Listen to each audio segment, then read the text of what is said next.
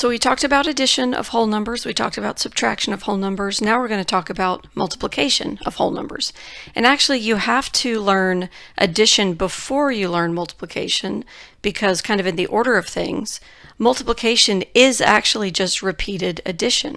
It's just like a short way to add up a whole bunch of numbers if you're adding up the same number. So just for a quick example here, we can see that I have 8 plus 8 plus 8.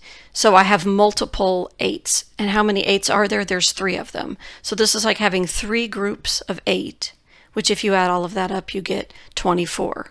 So it's this phrase, groups of, that is basically the same as your multiplication symbol. So the official definition for the multiplication of whole numbers is, for any whole numbers, a and n, where they are not equal to 0, n is not 0. Actually, a shouldn't be 0 either. N times a means that you have a written down n times. That's like the multiple. That's how many times you're writing the number down, and then you're noticing that we're adding them all together. So for this little phrase right here, n times a equals b, that's really important that you know that right there. N is what we call the multiplier. It's the number of groups that you have, or the number of times that you are adding the next number. A is called the multiplicand. That's the thing that's being multiplied. And the answer that you get is called the product. And it's important that you know that vocab word right there. So multiplier, multiplicand, and then the product. When you multiply two things together, you get the product.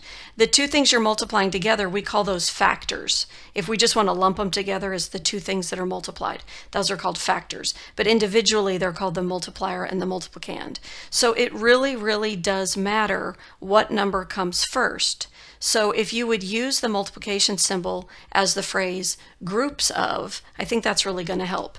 And I understand that the commutative property applies here, that 2 times 5 is the same thing as 5 times 2. But when we're learning this at the beginning, we need to stick with which number comes first and which comes second, because that's going to change how we set up the problem.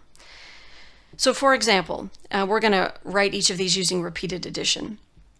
If we have 3 times 5, that means you have 3 groups of 5. So I'm going to write down 3 groups of 5. So the number of times I wrote the second number down was the first number. The number of times I wrote 5 down was 3. And then of course when you add those together, you get 15. But it's 3 groups of 5. Don't write it as 5 groups of 3. We want to write it the correct way. So this one would be 5 groups of 2. 5 groups of 2.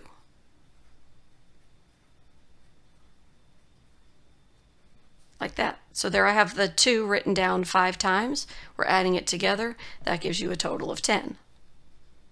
And then for 4 times 6, that would be 4 groups of 6. So we would write the 6 down 4 times, and I know that you guys know that this is 24. So that's the correct way to set up the multiplication problem as it's written. We want to model it as it's written.